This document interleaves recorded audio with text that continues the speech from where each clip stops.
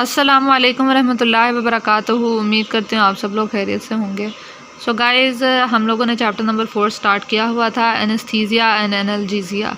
इसमें general anaesthesia हमने पढ़ लिया, लोकल एनेस्थीसिया हमने पढ़ना था। स्टार्ट करने से पहले आपसे एक बात कि ये जो मैं लाइन टू लाइन पढ़ के आपको एक्सप्लेन करती हूँ कि ये तरीक़ेकार ठीक है कि आपके लिए जैसे हम पहले भी मेरा ख्याल इसी तरीक़ेकार को लेके चलते आ रहे हैं, तो ये तरीक़ेकार ठीक है। या अगर आप चाहते हैं तो मैं इसको प्रिसाइज़ कर दूँगा, मैं पूरे चैप्टर के ऊपर एक लेक्चर जिस तरह होता है कि इसमें ये चीज़ लिखी हुई है उसका ओवरव्यू दे दूँ, रीडिंग आप खुद कर लेंगे, या फिर ऐसा हो जाए तो अगर आपके वैसे होगा कि लेक्चर प्रिसाइज़ हो जाएगा, ये जो घंटे की पूरी वीडियो बन जाती है उसके बजाय लेक्चर जो है तकरीबन आधे घंटे में 15 मिनट में कवर हो जाएगा।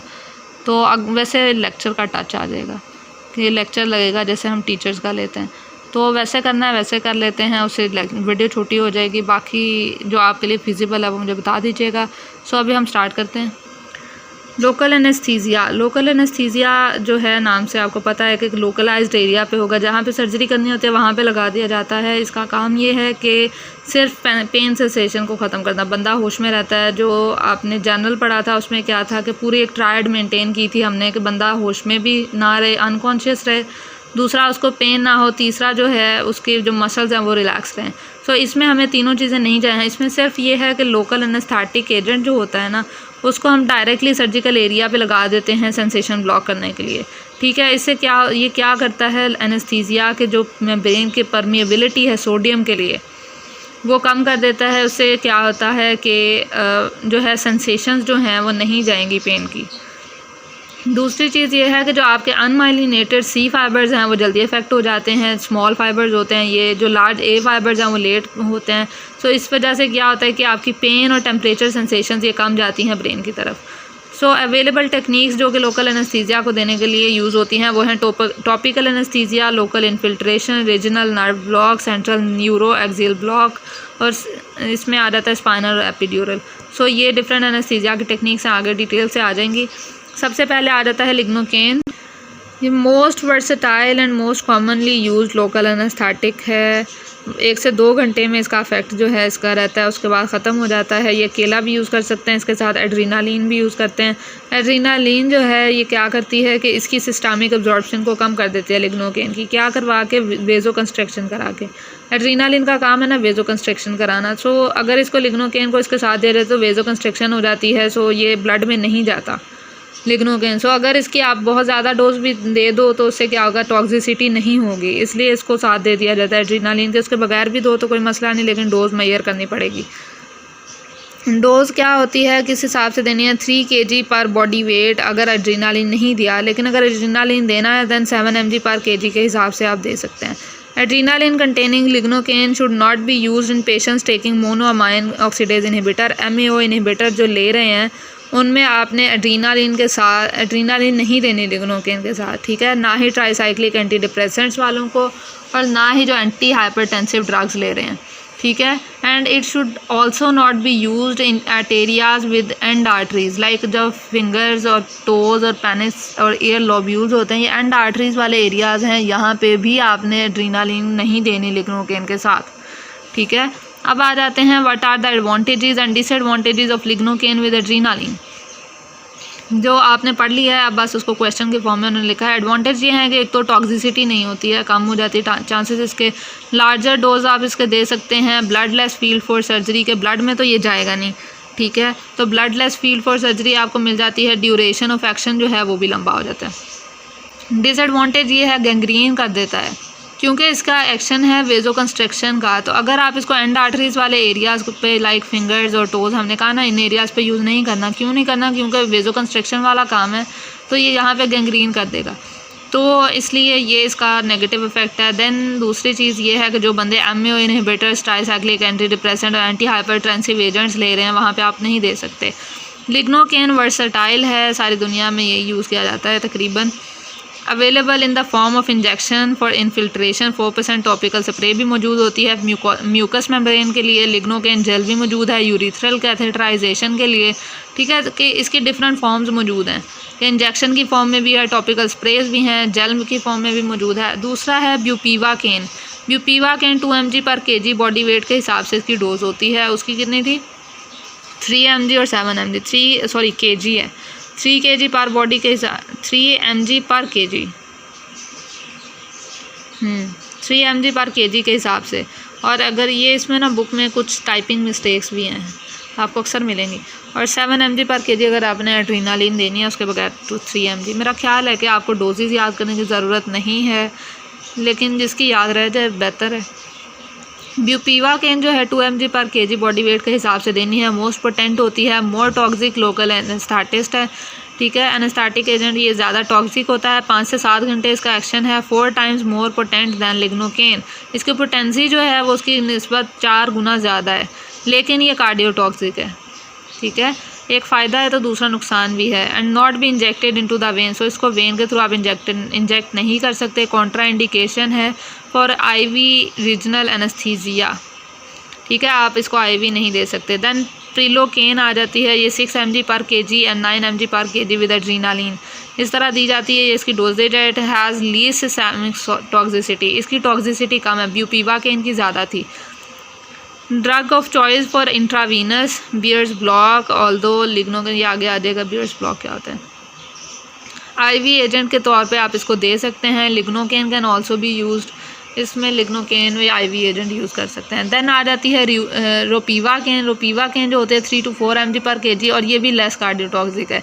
देन लीवोब्यूपीवाकेन, ये 2 mg पर kg दी जाती है, ये ब्यूपीवाकेन का आइसोमर है, लेकिन ये लेस कार्डियोटॉक्सिक है, वो ज़्यादा है ब्यूपीवाकेन, कार्डियोटॉक्सिक ये कम है। देन कॉन्ट्रा इंडिकेशन क्या है लोकल एनेस्थीसिया की, वो ये हैं कि एलर्जी हो जाती है, ठीक है, क्लॉटिंग डिसऑर्डर्स जो हैं, जिनको एलर्जी है उनको नहीं देना आपने लोकल एनेस्थीसिया, या जिनको क्लॉटिंग डिसऑर्डर्स हैं, ठीक है, या फिर इन्फेक्शन है, not only it spreads the infection but also ineffective in acidic environment produce by infection, कि एक तो इसने इन्फेक्शन को बढ़ा देना है, दूसरा इसका काम भी नहीं होता है कि इन्फेक्शन जहाँ पे होता है वहाँ पे एसिडिक एनवायरनमेंट बन जाता है, इन्फेक्शन बना देते हैं। तो एसिडिक एनवायरनमेंट में एक तो ये काम नहीं करेगी, दूसरा इन्फेक्शन को स्प्रेड करा देगी, सो इसका फ़ायदा कोई नहीं है। सो इस वजह से आपने नहीं देना लोकल एनेस्थीसिया। कॉम्प्लिकेशंस क्या हैं लोकल एनेस्थीसिया की, लोकल हो सकती हैं कि इन्फेक्शन हो जाएगा या हीमाटोमा बन जाएगा, और सिस्टमिक क्या है कि ओवरडोज ऑफ लिग्नोकेन अगर हो जाए, so depressed conscious level, convulsions, arrhythmias, myocardial depression, ये सारे सिम्टम्स आ सकते हैं। It is treated by putting the patient in Trendelenburg's position and administrating oxygen and barbiturates, कि अगर इसकी टॉक्सिसिटी हो गई है, ओवरडोज हो गई है, सो इसके जो आपने इसके बाद इसके ट्रीटमेंट में आपने क्या देना है कि बंदे को ट्रेडलनबर्ग पोजीशन में लिटा के आपने एडमिनिस्टर करनी है ऑक्सीजन और बारबिचूरेट्स। देन ब्यूपीवाकेन जो है कार्डियोटॉक्सिक है, आपको पता है। देन प्रिलोकेन जो है ये मेट हीमोग्लोबिनेमिया करवा देती है, ठीक है, सेफेस्ट है बाकी से, लेकिन मेट हीमोग्लोबिनेमिया हो जाता है इसकी वजह से। अब हमने डिफरेंट टेक्निक्स हमने कही थी ना लोकल एनेस्थीसिया, डिफरेंट टेक्निक्स के थ्रू इसको दिया जाता है। सबसे पहले टॉपिकल एनेस्थीसिया आ जाता है। Topical anaesthesia, anaesthetic agent is applied on the skin, nasal mucosa, urethral mucosa, airway and cornea, ठीक है, ये स्किन के ऊपर से दिया जाता है, म्यूकोजा, यूरिथ्रल म्यूकोजा, एयरवे और कॉर्निया के थ्रू। लिग्नोकेन, प्रिलोकेन और क्यूकेन यूज़ किए जाते हैं। सबसे पहले EMLA है, यूटैक्टिक मिक्सचर ऑफ लोकल एनेस्थीसिया, ये मिक्सचर, इसमें क्या चीज़ें आ जाती हैं, लिग्नोकेन और प्रिलोकेन, ये स्किन के ऊपर लगाया जाता है for Veni puncture in children, के बच्चों में जब आप वेन को पंक्चर करने लगे हैं उससे पहले ये आपने EMLA का जो सॉल्यूशन है, मिक्सचर है जिसमें लिग्नोकेन और प्रिलोकेन डाली होती है, ये आपने उस वेन के मिक्सचर के ऊपर लगा देना है, वेन के ऊपर लगाना है ताकि वो एरिया जो है वो सुन्न हो जाए, बिल्कुल एनेस्थीसाइज हो जाए, और फिर बच्चे को इंजेक्शन लगाएं या जो भी आपने वेन के थ्रू जो भी करना है। उसके बाद कोकेन है, कोकेन नेज़ल सर्जरी में यूज़ की जाती है एनेस्थीसिया के लिए एंड वेजो कंस्ट्रक्शन के लिए। 4% लिग्नोकेन स्प्रे भी मौजूद है जो कि फाइबर ऑप्टिक इंट्यूबेशन के लिए यूज़ की जाती है, जो आप इंट्यूबेशन एयरवे वगैरह डालें उसके लिए एनेस्थीसिया के तौर पे। इनफिल्ट्रेशन जो है, आईवी ब्लॉक, जो आपने इनफिल्ट्रेशन कैसे होती है, एक तो आईवी ब्लॉक हो सकता है इसकी वजह से। इंट्राथीकल एनेस्थीसिया, स्पाइनल एनेस्थीसिया जिसको कहते हैं प्लेक्सस ब्लॉक और एपिड्यूरल ब्लॉक, यानी कि इन कंडीशन में आपने इसको देना है आईवी ब्लॉक में, इंट्राथीकल में, प्लेक्सस ब्लॉक में और एपिड्यूरल। सबसे पहले इनफिल्ट्रेशन में उन्होंने लिखा हुआ है local anaesthetic agent is introduced into और around the wound, it is contraindicated in local infection and in clotting disorder, ये हमने पीछे पढ़ लिया, क्लॉटिंग डिसऑर्डर में इन्फेक्शन में इसको कॉन्ट्राइंडिकेटेड है, ये नहीं देना। और दूसरा ये है कि अराउंड और इनटू द वूंड दिया जाता है इसको, ठीक है, कि बिल्कुल वो एरिया एनेस्थेसाइज हो जाए, पेन ना आए। सबसे पहले हमने कहा है प्लेक्सस ब्लॉक जो है वो छोटा है, उन्होंने पहले लिख दिया। प्लेक्सस ब्लॉक जो होता है, block the whole of the nerve plexus, जैसे ब्रेकियल प्लेक्सस है उसको ब्लॉक करना हो आपने, पूरा का पूरा प्लेक्सस ब्लॉक कर देना, इससे आपकी पूरी आर्म जो है उसको सप्लाई ख़त्म, ठीक है। तो ये प्लेक्सस को ब्लॉक करने के लिए यूज़ किया जा सकता है इंट्रावीनस रीजनल एनेस्थीसिया, जिसको बियर्स ब्लॉक कहते हैं, पीछे आया था ना बियर्स ब्लॉक, तो बियर्स ब्लॉक कहते हैं आईवी रीजनल एनेस्थीसिया को। ये इसकी लो टॉक्सिसिटी प्रोफाइल होती है, injected IV intravenously to anaesthetise the limb, arm below elbow और लेग बिलो नी, एल्बो से नीचे नीचे आर्म को, ठीक है, एनेस्थीसाइज करने के लिए, और जो है आपके नी के नीचे नीचे लेग को एनेस्थीसाइज करने के लिए बियर्स ब्लॉक यूज़ किया जाता है। इसके लिए prilocaine 0.5% lignocaine with caution use की जाती है। उसके अलावा ब्यूपीवाकेन जो है कभी भी यूज़ नहीं करनी, क्योंकि ये कार्डियोटॉक्सिक है। प्रोसीजर्स जो हैं इसके ये हैं कि आईवी कैन्यूला पास किया जाता है बैक टू द हैंड से, आर्म को रेज़ किया जाता है to empty the vein, arm को उठा दिया जाता है कि वेन्स जो हैं आपकी एम्प्टी हो जाए, आर्म खाली हो जाए। उसके बाद double tourniquet is applied and proximal is inflated, कि डबल टॉर्निक्वेट जो होता है वो अप्लाई कर दिया जाता है, प्रॉक्सिमल वाला आपने जो है वो कर देना है, इन्फ्लेट कर देना है, ठीक है, ताकि आगे से पीछे से वो जो है ब्लड ना आए आपकी बाजू के अंदर। टॉर्निक्वेट्स तो पता है ना आपको क्या होते हैं। देन प्रॉक्सिमल वाला जो है वो इन्फ्लेट कर देना है। Anaesthetic agent is injected through the cannula, अब आपने कैन्यूला के थ्रू एनेस्थेटिक एजेंट डाल देना। हमने कैन्यूला पास किया ना IV back of the hand में, ठीक है, और दूसरा हमने डबल टॉर्निक्वेट लगा दिया है, वो कहाँ पे लगाया है, प्रॉक्सिमल, 2 लगाए हैं, ठीक है। तो जो प्रॉक्सिमल वाला है उसको इन्फ्लेट कर देना, अभी डिस्टल वाले को नहीं छेड़ा हमने, डिस्टल वाले का काम बाद में आएगा। सो प्रॉक्सिमल वाला इन्फ्लेट कर दिया। एनेस्थेटिक एजेंट जो हमने कैन्यूला पास किया था उसके थ्रू हमने डाल देना है, वो 0.5% प्रिलोकेन 30 ml डाल देनी है, कैन्यूला को रिमूव कर देना है, ठीक है। अब आपने अपना एनेस्थेटिक एजेंट अंदर डाल दिया, कैन्यूला निकाल दें। Onset of anaesthesia will occur in 5 minutes when the patient complains of tourniquet pain, inflate the distal, अगर आपको टॉर्निक्वेट से उस बंदे को पेन आ रही है सो उसको डिस्टल वाला इन्फ्लेट कर दें, और जब दूसरा इन्फ्लेट हो जाएगा तो फिर प्रॉक्सिमल वाला डीफ्लेट कर दें, तो उसको जो मसला आ रहा होगा ना वो ख़त्म हो जाएगा। देन स्पाइनल एनेस्थीसिया आता है। Spinal anaesthesia limb obstetric and pelvic surgery में स्पाइनल एनेस्थीसिया देते हैं। Anaesthetic agent is injected into the sub arachnoid space below the level of L2 vertebra where spinal cord ends 2 to 3 ml of 0.5% bupivacaine, इसमें bupivacaine दे देते हैं, cardiotoxic है लेकिन इसने हार्ट की तरफ तो जाना ही नहीं है, ठीक है, हम कौन सा ब्लड में डाल रहे हैं, ठीक है, जो हार्ट के लिए मसला होगा। सो हमने डालना है इसको आपके CSF के अंदर, सब एरेक्नॉइड स्पेस के अंदर, सो वहाँ पे कोई मसला नहीं है, तो आप ब्यूपीवाकेन यूज़ करते हैं स्पाइनल एनेस्थीसिया में। सो प्रोसीजर इसका क्या है, patient is explained about the procedure, patient is asked to sit up और lie in lateral position, however in both the cases spine should be flexed just like position of the fetus in the uterus. Bag is painted with aseptic solution and a point is identified in the vertebral column by making an imaginary line between the highest point of iliac crusts. This line approximately lie at 4th lumbar vertebra interspinous space. अच्छा, यहाँ तक मैं आपको बता दूँ कि क्या है कि बंदे को साइड लाइन में या लेटा देना है, उसको कहना है फ्लैक्स हो रहा हो, ठीक है, जैसे एक बच्चा नहीं लेटा होता सर्दी की वजह से, या आपने माँ के पेट में बच्चे को देखा हो वो जिस तरह सी पोजीशन में लेटा होता है, ठीक है, उस तरह के पोजीशन में उसको लेटा दें और उसके बाद जो है आपने लाइन ड्रॉ करनी है दोनों उसके आइलियक स्पाइन, जो आइलियक क्रस्ट होती है ना, उसको एक लाइन करनी है दोनों को जॉइन करते हुए, ठीक है, वो तकरीबन L4 के लेवल पे जाके ना जॉइन करती है, ठीक है, वो आपने लाइन मार्क कर देनी है। और दूसरा आपने उसकी बैग जो है वो एनेस्थेटिक एजेंट से मतलब साफ़ करनी है कि वहाँ पे जब आप इंजेक्शन वगैरह लगाएं तो उसको पेन ना हो, ठीक है। इंट्रास्पाइनस स्पेस इज़ आइडेंटिफाई, अब जो आपने तकरीबन L4 वर्टेब्रा मिला है ना, तो इंट्रास्पाइनस स्पेस ढूंढें, क्योंकि आप वर्टेब्रा के ऊपर तो इंजेक्शन नहीं लगा सकते, सो आपने स्पेस ढूंढनी है, बेशक वो L4 L5 के दरमियान वाली हो या L3 L4 के दरमियान वाली हो।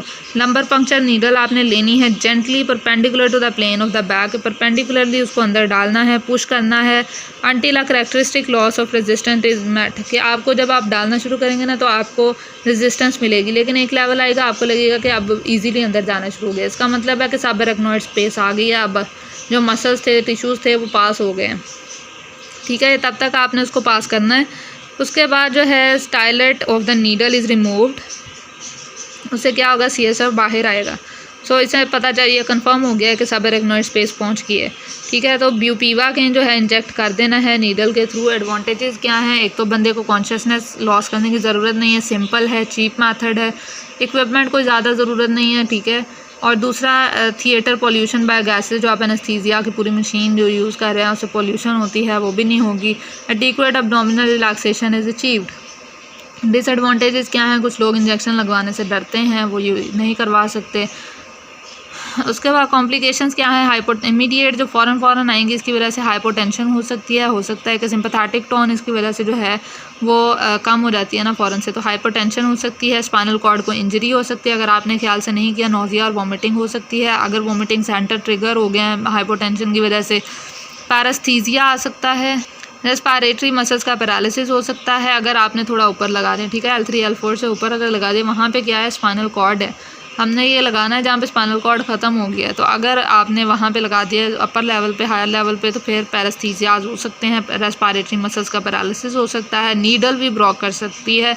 उसके अलावा नर्व रूट इंजर कर सकते हैं आप। और जो लेट बाद में आएंगे वो ये है कि स्पाइनल हेडेक होती है, बैकएक होती है, इन्फेक्शन होता है, हो सकता है, यूरिनरी रिटेंशन हो सकती है, न्यूरोलॉजिकल इम्पेयरमेंट हो सकते हैं, मेनिंजाइटिस, डिस्क प्रोलैप्स हो सकती है, damage to extra dural vessels. तो ये लेट साइंस हैं, ये आ सकते हैं। पोस्ट स्पाइनल हेडेक जो होती है, हमने कहा कि होती है स्पाइनल हेडेक, तो वो क्या होती है कि 1 to 5% ऑफ पेशेंट्स में ऐसा होता है कि एनेस्थीसिया के बाद पोस्ट स्पाइनल हेडेक हो, स्पाइनल एनेस्थीसिया में ही होती है, ठीक है, due to leakage of CSF।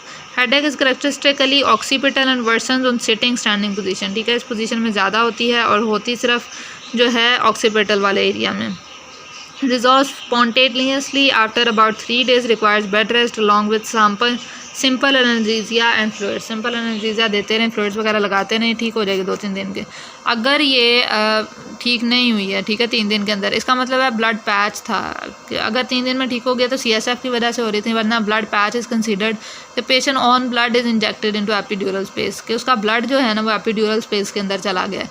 Blood जो है इन्फ्लेमेटरी रिस्पॉन्स कॉज करेगा, लेकिन जो है कोई लीकेज नहीं होगा CSF का, और हेडेक नहीं होगी। क्योंकि ब्लड जो है आहिस्ता आहिस्ता वो हो जाता है ना, सील हो जाता है, वहाँ पे क्लॉट वगैरह बन जाएगा, इन्फ्लेमेटरी रिस्पॉन्स से वो एरिया तो सील हो जाएगा, कोई लीकेज भी नहीं होगी, CSF की हेडेक वगैरह नहीं होगी, लेकिन ये थोड़ी देर बाद ख़त्म होगी। उसके बाद आता है एपिड्यूरल एनेस्थीसिया, ये 4th टेक्निक है। एपिड्यूरल एनेस्थीसिया जो होता है एपिड्यूरल स्पेस में लगाना है, ठीक है, स्पेशली डिज़ाइन नीडल होती है इसके लिए। Epidural space is a potentially space between dura mater and ligamentum फ्लेवम। It has advantage of prolong analgesia bye multiple dosing और बाय कंटिन्यूस इन्फ्यूजन, कि यहाँ से आप कंटिन्यूस इन्फ्यूजन भी दे सकते हैं, ठीक है, कि एक ही आपने इंजेक्शन लगा के छोड़ नहीं देते, कंटिन्यूस इन्फ्यूजन अगर करने आप वो भी कर सकते हैं। प्रोलॉन्ग एनाल्जेसिया आप करा सकते हैं इसके थ्रू, यूजली 4 दिन तक, एंड कंटिन्यूस इन्फ्यूजन। उसके बाद आप लोकल एनेस्थीसिया विद और without opiates is used for post operative pain management. Operation के बाद जो पेन मैनेजमेंट करनी है ना, उसके लिए आप ये एनेस्थीसिया यूज़ करते हैं पोस्ट ऑपरेटिव।